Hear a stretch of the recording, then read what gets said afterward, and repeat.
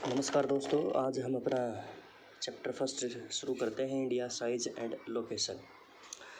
तो स्टार्ट करते हैं हम। India is one of the ancient civilization in the world. It achieves multifaceted socio-economic progress during the last 5 decades. It has moved forward, displaying remarkable progress in the field of agriculture, industries, technology, and overall economic developments. India has also contributed significantly to the making of world history. देखिए, भारत जो है एक बहुत ही प्राचीन सभ्यताओं में से एक रहा है। इसके अलावा इसने क्या है, अपना जो बहुत ही सामाजिक और आर्थिक स्तर पर क्या बहुत बड़ी मात्रा में अपना विकास किया है। और ख़ासकर हम बात करें कि कुछ 50 साल का जो समय रहा हमारे लिए, वो बहुत ही इम्पोर्टेंट रहा है। हमने बहुत बड़ी मात्रा में इसमें उपलब्धि प्राप्त की है। इसके अलावा जो हमने और ज़्यादा जो योगदान दिया वो हमने एग्रीकल्चर की फील्ड में, हमारी इंडस्ट्रीज़ की फील्ड में, या फिर हम कह सकते हैं टेक्नोलॉजी की, और एक पूरे इकोनॉमिक ग्रोथ की बात कर सकते हैं, डेवलपमेंट की बात कर सकते हैं। हमने क्या बहुत बड़ी मात्रा में यहाँ पर ये चीज़ हमने दी है पूरे विश्व को, और जो विश्व का जो इतिहास है, वर्ल्ड हिस्ट्री बनने में अपना बहुत ज़्यादा योगदान दिया है। तो लोकेशन की बात करते हैं हम। लोकेशन तो देखिए, लोकेशन दो प्रकार से आप निकाल सकते हैं। सबसे पहली लोकेशन आप एब्सोल्यूट तरीके से निकाल सकते हैं और एक रिलेटिव तरीके से निकाल सकते हैं। देखो, एब्सोल्यूट में क्या होता है, ये जो दिखाई दे रही है आपको, ये जो अक्षांश रेखाएं हैं या फिर ये जो देशांतर रेखाएं दिखाई दे रही हैं, तो इन अक्षांश और देशांतर रेखाओं के द्वारा क्या किसी भी देश की या किसी भी स्थान को आप निकाल सकते हैं। इसको एब्सोल्यूट तरीके से निकाल सकते हैं। और इसके अलावा क्या है, आप रिलेटिव तरीके में क्या कर सकते हैं कि भी जो कोई भी क्षेत्र है उसके आसपास क्या है, कौन सी कंट्रीज आती हैं, तो उसके आधार पर क्या है आप उसका पता लगा सकते हैं। तो India is a vast country lying entirely in the northern hemisphere. The main land extends between latitude 8 degree 4 minutes to north and 37 degree 6 minute to north, and longitude 68 degree 7 minute to east and 97 degree 25 minute to east. देखिए, इसके लिए हम आपको थोड़ा सा map पे लेके चलते हैं। थोड़ा सा आगे चले, आप देखें आपकी बुक्स में कि भी जो हमारा जो अक्षांश रेखाएं हैं, जो ये अक्षांश है 8 डिग्री 4 मिनट से लेके 37 डिग्री 6 मिनट, 68 डिग्री 7 मिनट से 97 डिग्री 25 मिनट, तो ये क्या हम पूरे के पूरे एक तो आते हैं हम हमारे यहाँ, एक तो नॉर्थ हेमिस्फीयर के अंदर आते हैं। सभी को पता होगा कि भी हमने आपको पिछले साल बताया था कि भी जो अर्थ है उसको हम इस प्रकार से पूर्वी और पश्चिमी गोलार्ध के अंदर बांट सकते हैं, और इस प्रकार से हम क्या उसको नॉर्थ और साउथ हेमिस्फीयर के अंदर बांट सकते हैं। तो हमारा जो भारत है वो सारा का सारा भी अभी हमने बात की कि नॉर्थ हेमिस्फीयर के अंदर आता है। और जब हम लॉन्गिट्यूड की बात करें तो वहाँ पर ईस्टर्न लॉन्गिट्यूड्स हैं, तो हमारे ईस्टर्न लॉन्गिट्यूड्स के अंदर हम आते हैं। तो आपने ध्यान रखना है कि भी मैं कुछ और पॉइंट बता देता हूँ कि भी जो है हमारा जो ये 8 डिग्री 4 मिनट का जो ये क्षेत्र है, यहाँ से जो शुरुआत हो रही है, तो यहाँ जो पॉइंट है, इस पॉइंट को यहाँ पर जो पॉइंट है, ये पॉइंट और एक ये पॉइंट, ये जो एक्सट्रीम पॉइंट है भारत के, बिल्कुल यहाँ पर लग नहीं रहा, ये बिल्कुल कॉर्नर पर है, यहाँ पर भी बिल्कुल लास्ट में, बिल्कुल लास्ट पॉइंट रखेंगे। तो इन पॉइंट्स को क्या कहें, इसको कैप कैमोरिन के नाम से जाना जाता है। कैप कैमोरिन के नाम से जाना जाता है, ठीक है। इसके अलावा इसको इंदिरा कोल के नाम से जाना जाता है, ठीक है। इसके अलावा इसको गोर गोटा कहते हैं, और इसको क्या कहते हैं कि बुद्धू कहते हैं। मैं दोबारा से आपको बताता हूँ कि भी ये जो पॉइंट है इसको हम कैप कैमोरिन कहते हैं, इसको इंदिरा कोल कहते हैं, इसको गोर गोटा कहते हैं, और इसको क्या कहते हैं हम कि बुद्धू पॉइंट के नाम से जाना जाता है, ठीक है। उसके बाद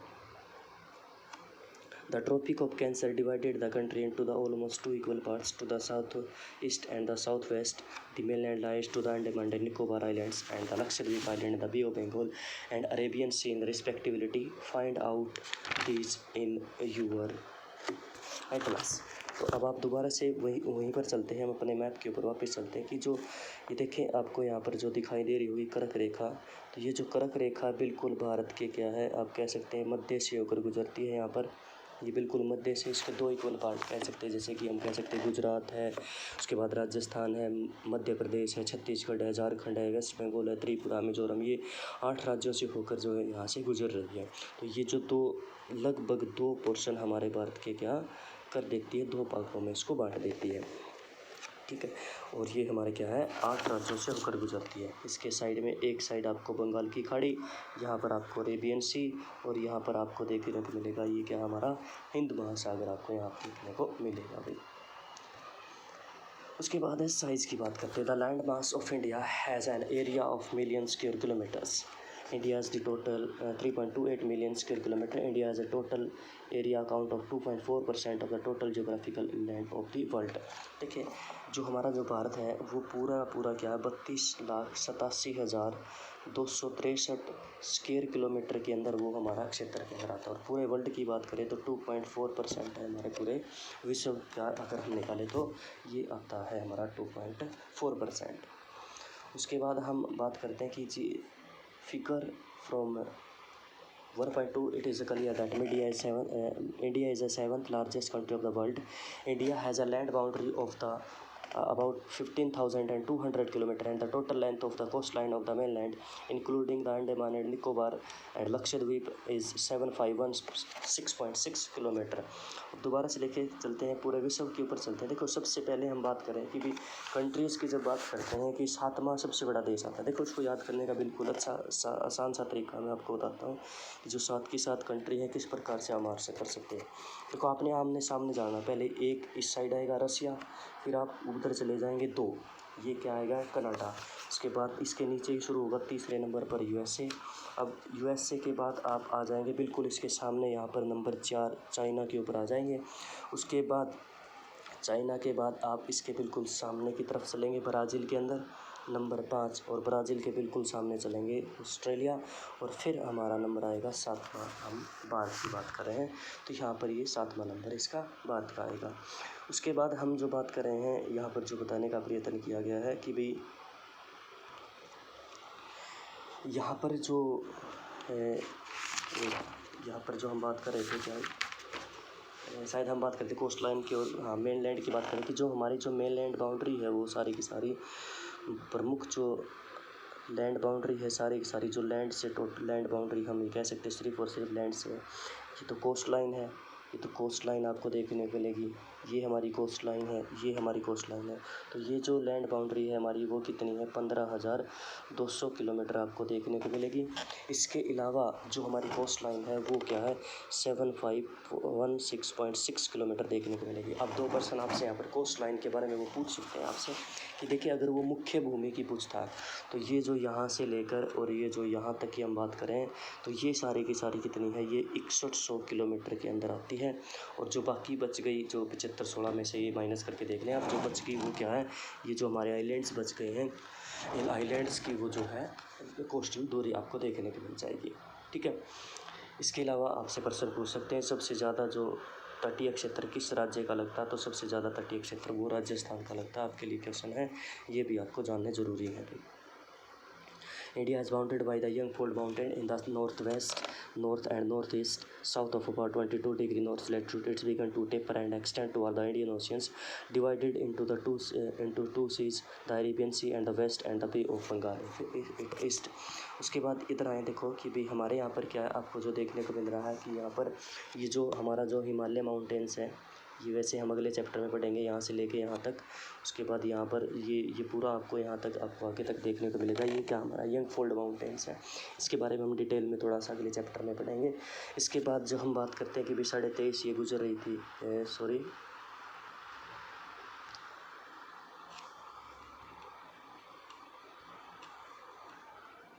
ये जो हम बात करें ना कि ये जो 22 डिग्री की बात कर रहे हैं, ये 22 डिग्री के बाद क्या है दक्षिण की तरफ हम जैसे जैसे जाते हैं तो ये देखिए यहाँ पर ये क्या हो जाता है ये संकरा हो जाता है, यानी कि कम हो जाता है, संकरा थोड़ा सा नैरो होता चला जा रहा है। ठीक है, और इसके बाद 2 यहाँ पर आपको मैंने आपको पहले बता दिया बे ऑफ बंगाल, अरेबियन सी, और यहाँ पर इंडियन ओशन आपको देखने को मिलेगा भाई। उसके बाद हम चलते हैं आगे। Look at a figure 1.3 and note that the latitude and longitude extent of the mainland is about 30 degree. Despite this fact, the east-west extent appear to be smaller than the north-south-east. देखिए यदि हम बात करें कि 1.3 figure जो हम देख रहे हैं, जो हम मैप लगातार देख रहे हैं, उसमें देखने में मिलता है कि हमारा लैटिट्यूड का और लॉन्गिट्यूड का जो एक्सटेंट है वो लगभग क्या है 30 डिग्री आता है, बिल्कुल आता है। लेकिन फिर भी क्या है जो ईस्ट वेस्ट जो एक्सटेंट है हमारा वो क्या है हमारा कम है, बजाय कि जो नॉर्थ साउथ की तरफ से आपको देखने को मिल रहा है भाई। ठीक है, from Gujarat to Arunachal Pradesh there is a time lag of 2 hours, hence time along the standard meridian of the India's 82 degree and 30 minute east passing through Mirzapur in the Uttar Pradesh. It takes as a standard times for the whole country. The latitude extents influence the duration of day and night as one moves from south to north. देखिए बहुत सारा यहाँ पर जो देखने को मिल रही है कि यहाँ पर क्या है कि भी जो टाइम की बात करके कि भी जो हम बात कर रहे हैं कि भारत के अंदर जो अरुणाचल प्रदेश है और जो है हमारे यहाँ पर जो देखने को मिलेगा गुजरात, ये दोनों एक्सट्रीम पॉइंट है जो अभी अभी हमने देखा था। तो इनके जो समय के अंदर क्या लगभग 2 घंटे का आपको अंतर देखने को मिलेगा। ठीक है, क्यों देखने को मिलेगा? क्योंकि यदि आप इनके एक्सटेंस निकालेंगे, जैसे हमने बताया कि लॉन्गिट्यूडिनल एक्सटेंस कितना है, लगभग 40 है। ठीक है, 29 पॉइंट कुछ आता है, तो हम उसको लगभग 40 मान लेते हैं। तो 1 डिग्री देशांतर रेखा को पार करने में जो है पृथ्वी घूम रही है, तो वो 4 मिनट का समय लेता है। तो हम इसकी मल्टीप्लाई कर देंगे, 4 तिये 12 यानी कि 120 मिनट हो गई है। और मिनट के हम इसके घंटे बना लेंगे, 60 दूनी 20,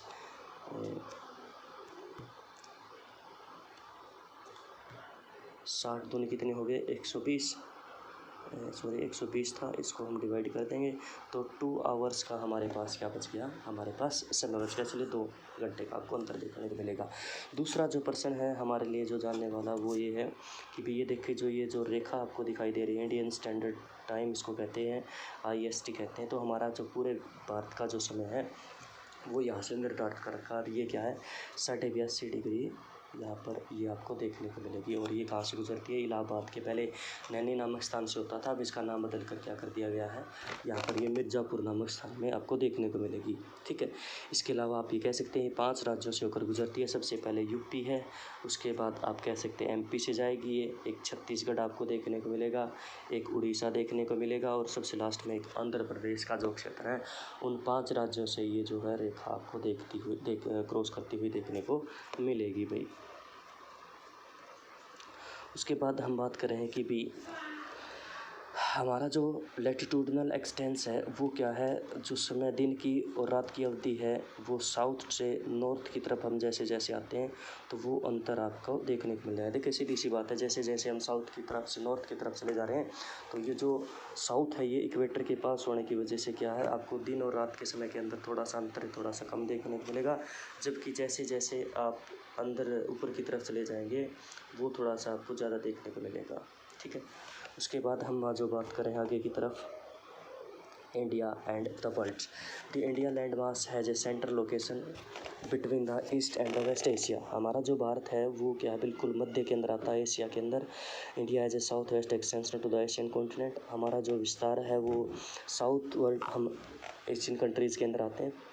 The Trans-Indian Ocean routes which connect the countries of Europe in the west and the countries of East Asia provide a strategic central location in India। यदि हम बात करें कि भी जो इंडियन ओशियंस है वो हमें एक बहुत ही महत्वपूर्ण योगदान देता है हमारे देश के अंदर, और हमें जो है एक ख्याति प्राप्त करवाता है। जिस हमारे यूरोप के साथ हमारा जो वेस्टर्न कंट्रीज़ हैं वो सारे के सारे क्या है, हमारे हिंद महासागर के साथ वो जुड़ी हुई है। Note the Deccan Peninsula protrudes into the Indian Oceans, thus helping India to establish close connect with the West Asia। तो हमारा जो ये हम बात करें कि जो दक्कन पेनिनसुलर है, ये जो एक्सटेंस आप कह सकते हैं, जो दक्कन का प्लेटो उसका जो एक्सपेंड है इंडियन ओशियन के अंदर, वो हमें क्या है, जो हमारे जो वेस्ट एशिया है, अफ्रीका है, यूरोप है, इसके साथ हमारा क्या है संबंध बनाने में बहुत बड़ी मात्रा में अपना योगदान देता है भाई। ठीक है, इसके अलावा क्या है, no other country has a long coast line on the Indian ocean as India has, and in it is Indian eminent position in the Indian Oceans which justify the naming of the ocean after it। जैसे हमने आपको पहले ही बता रखा था कि भी जो ये है ना, किसी एक जो ऑस्ट्रेलियन महाद्वीप है जो किसी देश के ऊपर रखा हुआ, और दूसरा एक ओशियन का नाम है जो किसी देश के ऊपर रखा गया था। इंडिया जो इंडियन ओशियन है वो इंडिया के नाम के ऊपर रखा हुआ।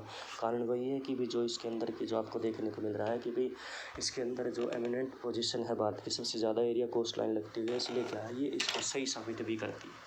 ठीक है, यहाँ पर कुछ बातें रखी भी 1869 में जैसे ही जो स्वेज नहर का निर्माण हो गया था, यूरोप और उसके भारत के बीच में लगभग 7000 किलोमीटर के आसपास का एरिया क्या है वो हमारा कम हो गया है। यस बिल्कुल कह सकते हैं, स्वेज नहर क्या है आपको क्या है इजिप्ट के अंदर देखने को मिलेगी।